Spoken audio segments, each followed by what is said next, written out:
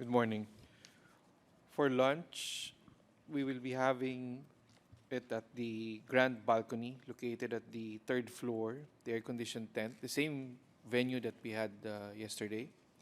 And immediately after the session today, we will be having the cultural show presentation here in the same venue. And for dinner, for the welcome dinner to be hosted by the Office of the Ombudsman, it will be held at the 24th floor, the Blue Bar, by 6:30 p.m. The dress code is smart casual, and invitations for lunch and dinner will be given by the Secretariat. For other concerns, please do not hesitate to approach any of our Secretariat members. Thank you. Thank you, Dennis. Let us now call the meeting to order. And we'll start with my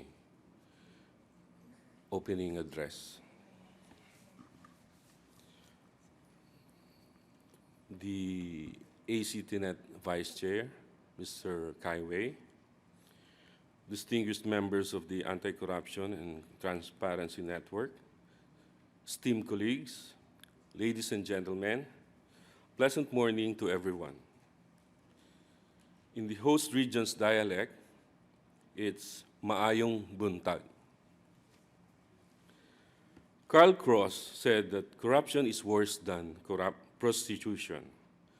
The latter might endanger the morals of an individual, and the former invariably endangers the morals of the entire country. A balanced, vibrant, and stable socioeconomic environment is a prerequisite for domestic and international investments to thrive,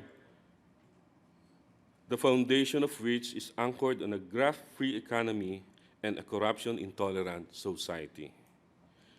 In a shrinking global community, we need to be united and steadfast in the fight against corruption as responsible members of the international community. Functional organizations such as the ACTNet facilitate knowledge sharing and exchange between nations, encourage cooperation on areas of mutual understanding, and foster lasting friendship.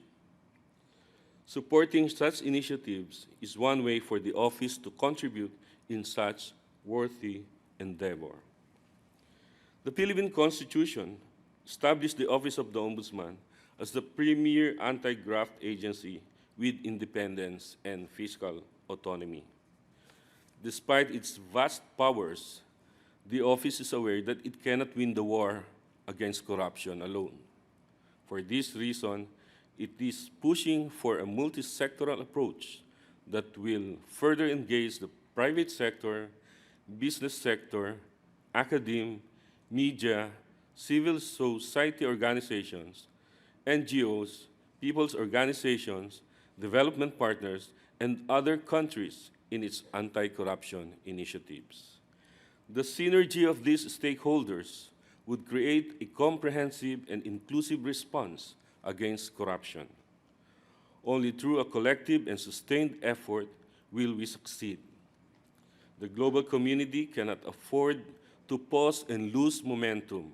We are confident that the spirit of good governance and integrity will triumph over the forces that sow social inequities and economic disparities. These undertakings work toward ending the cycle of impunity and poverty and cultivate a culture of integrity and excellence. Thank you and mabuhay. For the next agenda is the adoption of our draft agenda. Everyone is given a copy of the draft agenda.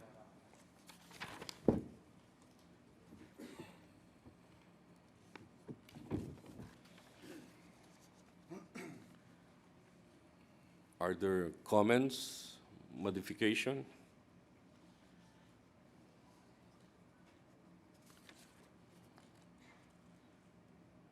I was advised by